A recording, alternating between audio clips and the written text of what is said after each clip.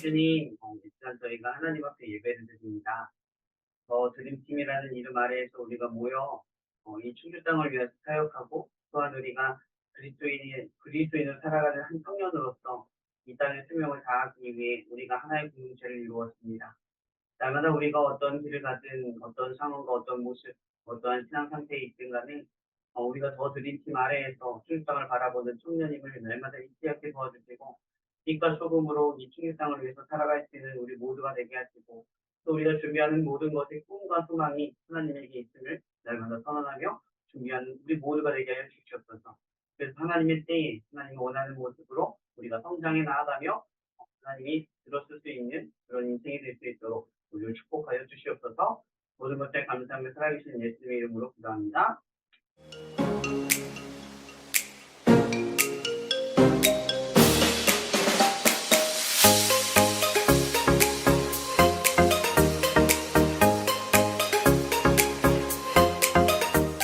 오늘 남무관 선생님이 대표기도 해주시겠습니다. 감사합니다. 아버지, 오늘 또 이렇게 우리 청년들 모여서 예배 드릴 수 있게 하시며 감사합니다. 우리가 어떤 상황 속에서도 주님을 예배하고 찬양하며 우리가 이 예배를 넘어서서 우리가 한 주간 삶을 살 때에도 우리가 삶의 예배를 드릴 수 있는 우리 그런 청년들, 늘 주님 안에 거하며 주님을 예배할 수 있는 주님과 동행하는 삶을 살길 또한 이 예배 가운데 소망합니다. 우리가 찬양하고 기도하며 또한 말씀으로 그 힘을 얻어서 그 삶을 살아갈 수 있는 동력을 얻기를 이 시간 기대하며 사랑을 많으신 예수님의 이름으로 기도드렸습니다. 아멘. 네, 오늘 말씀은요.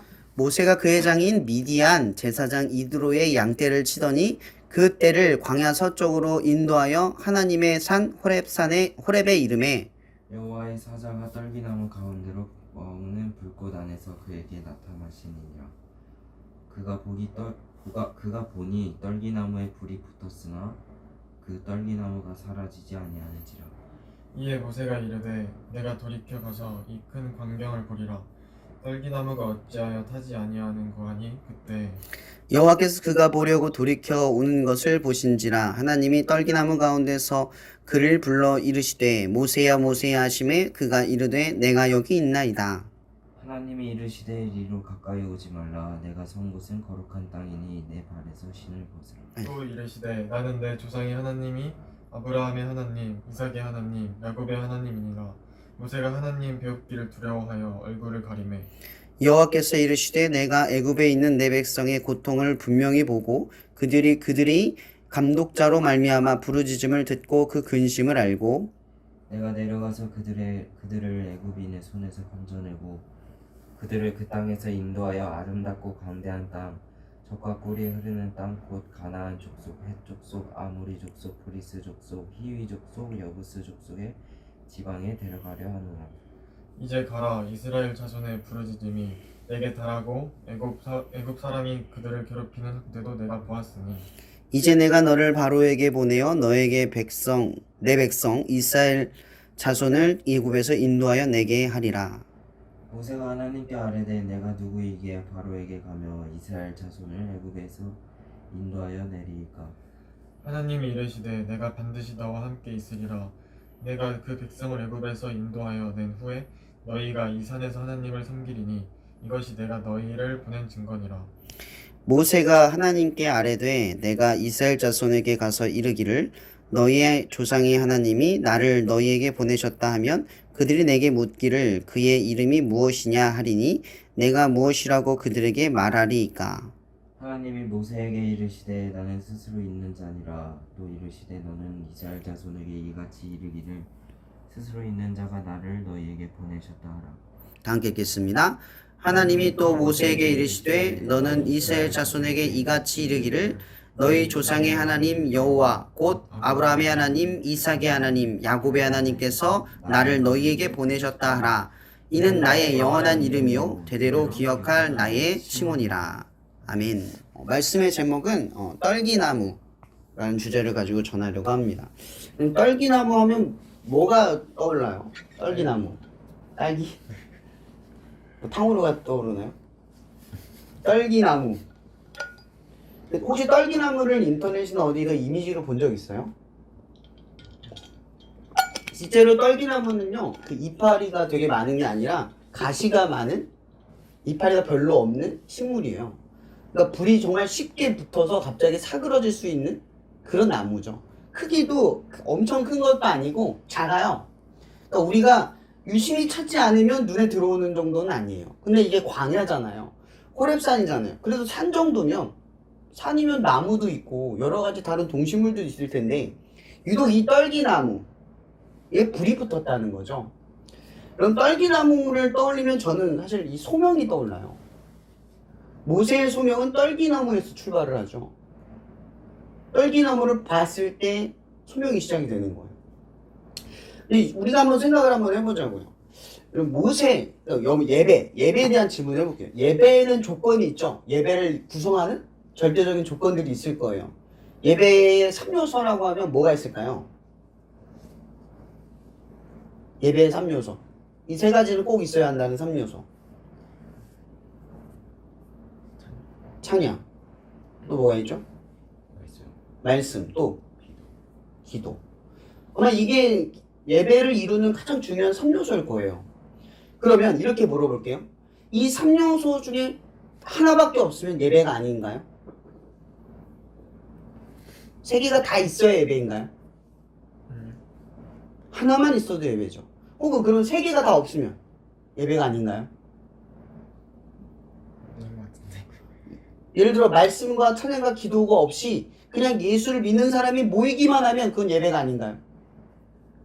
삶으로 예배드린다는 게 뭐죠? 항상 여러분들이 말씀을 지참하거나 성경을 들고 다거나 기도를 하는 중이거나 찬양을 하는 목소리를 내는 중이 아니잖아요. 그럼 삶의 예배, 그러니까 내가 예배를 드림으로부터 계속 예배가 시작되는 여러분의 삶은 이 세 가지 조건이 항상 충족이 되냐는 거죠. 아니죠? 그럼 예배란 충족되지 않는 거예요. 딱 하나. 뭐만 있으면 된다는 거죠? 예배란 예수 그리스도. 여러분 이것에 대해서 얘기했던 가장 중요한 주제가 바로 요한복음 4장의 이야기, 사마리아 여인의 이야기 아닙니까? 이 여인이 예배를 어디서 드려야 되냐라고 예수님께 물어요. 최초의 생명의 근원, 이 생수의 강이 예수라는 소리를 듣자마자 이 생수의 강이신 예수님께 질문을 하는 거예요. 왜? 하나님의 아들이신 예수는 예배를 통해서만 관계를 직접적으로 우리와 맺고 있거든요. 누구를 예배하느냐, 누구를 워십하느냐에 따라서 여러분들이 어디에 속해 있는가를 결정하기 때문인 거죠. 그래서 이 여자가 묻잖아요. 예루살렘에 있는 사람들은 우리가 사마리아 성에서 예배를 드리는 것이 예배가 아니라고 합니다. 왜? 예배는 반드시 어디서 드려야 되기 때문에? 성전에서 드려야 되기 때문인 거예요.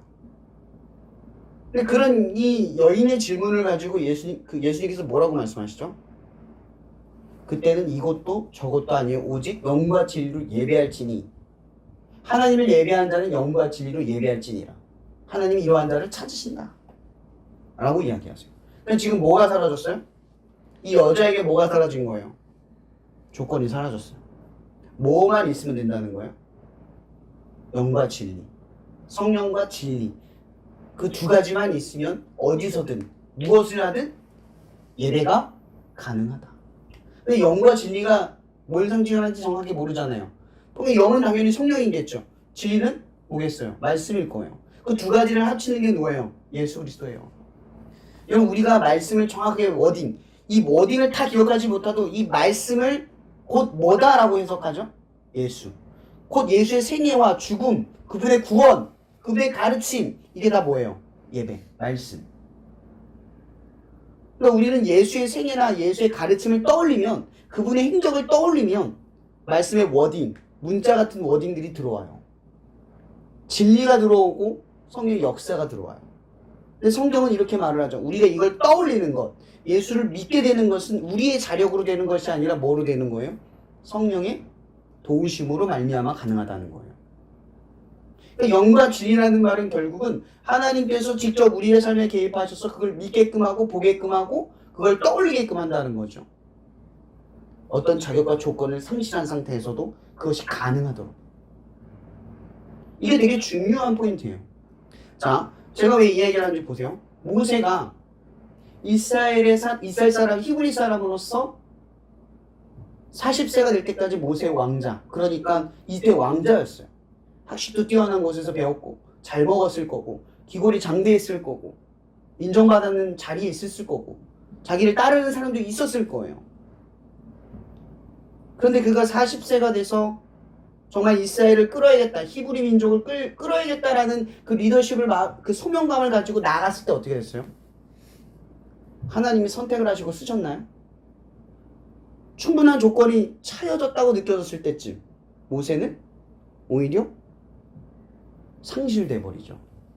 소명과 사명에서 비껴나 버려요. 아무런 의미 없는 삶이 돼 버려요.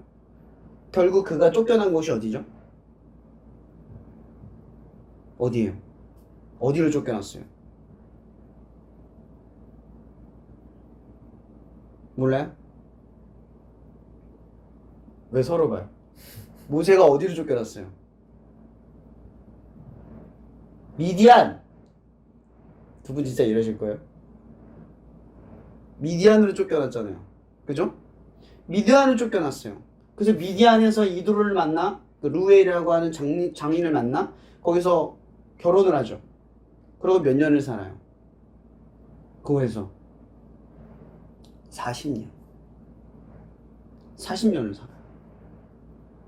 그럼 그만큼 자기의 어떻게 보면 자기가 충족했다고 느꼈던 시점을 벗겨나서 가장 자기가 충족하지 않은 상태로 40년을 살아요.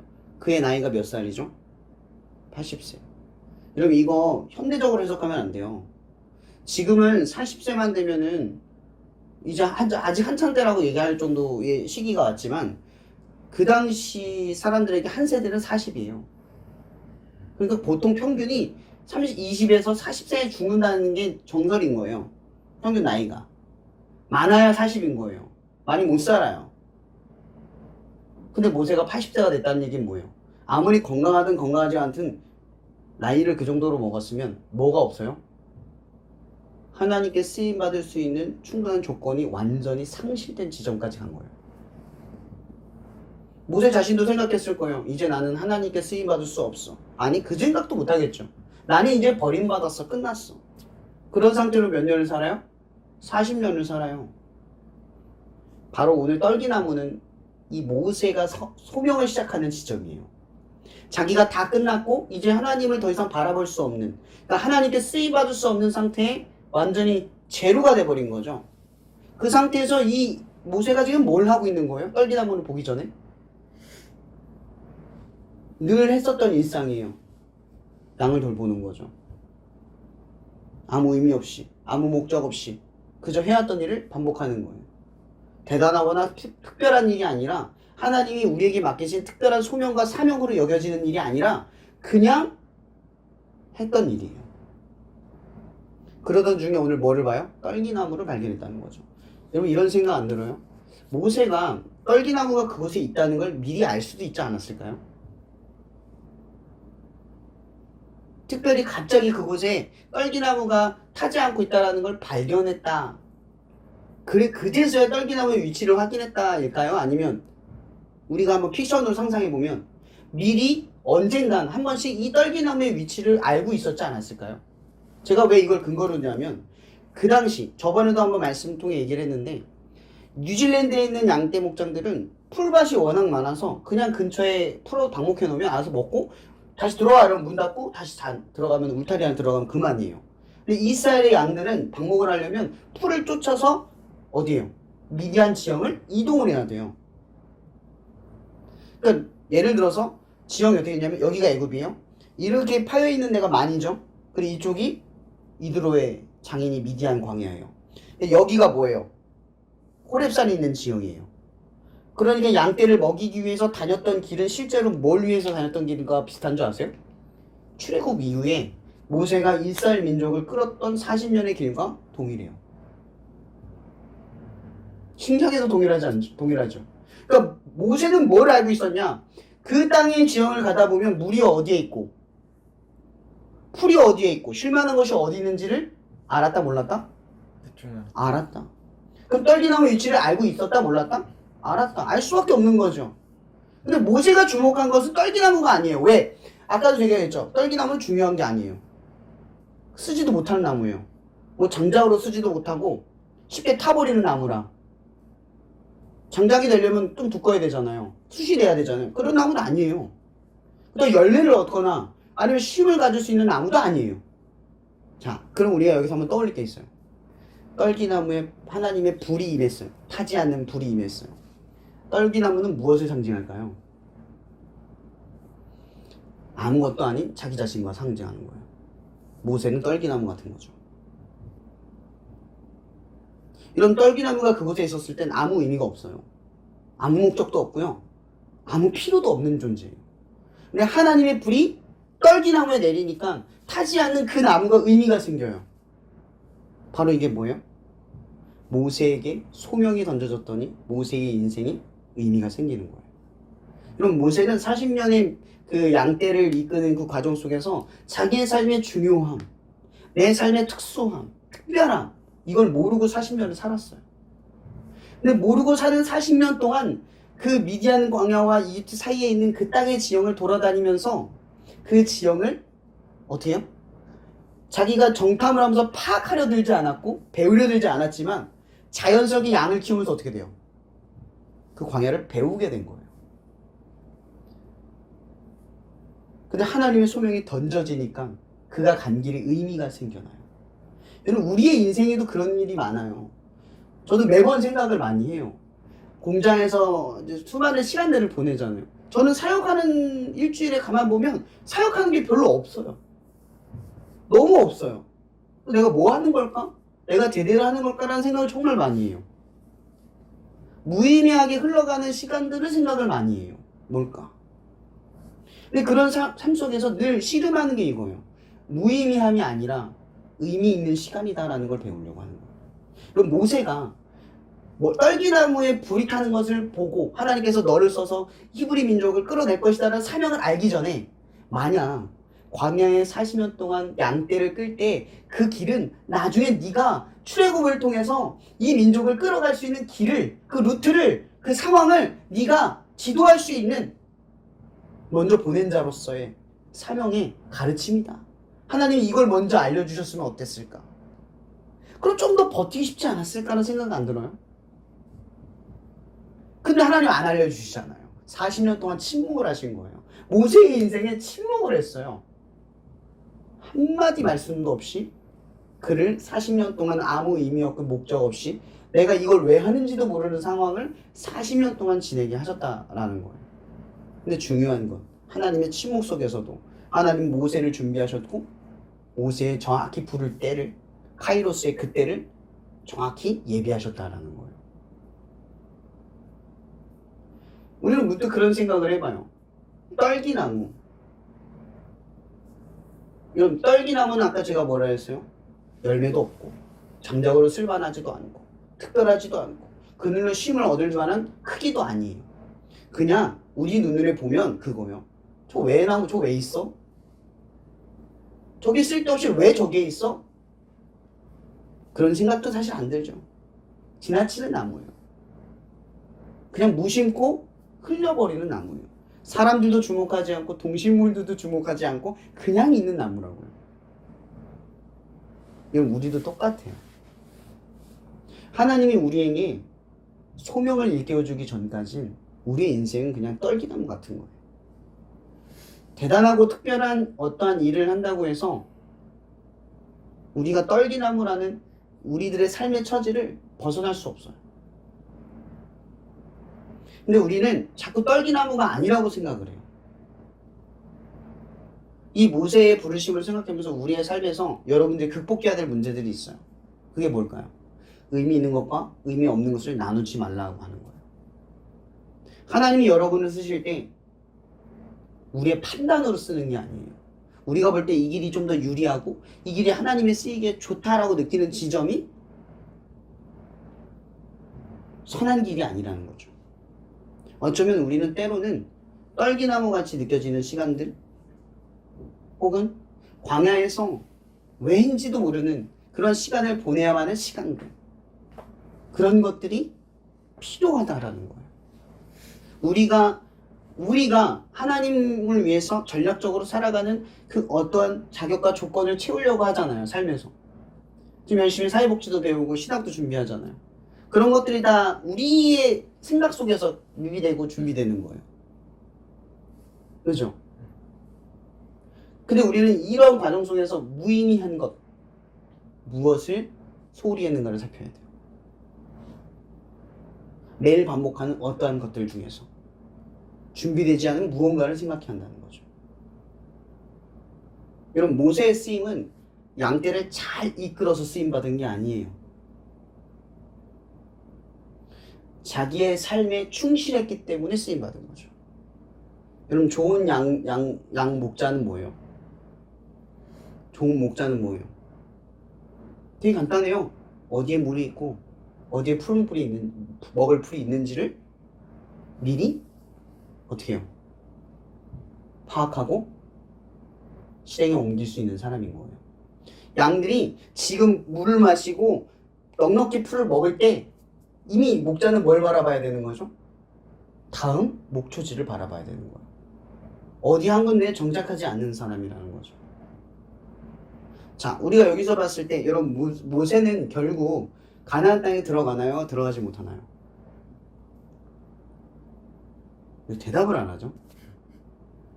들어가요? 못 들어가요? 가나안 땅에. 말을 하세요. 못 들어가죠. 못 들어가죠. 모든 사건 때문에 못 들어가죠.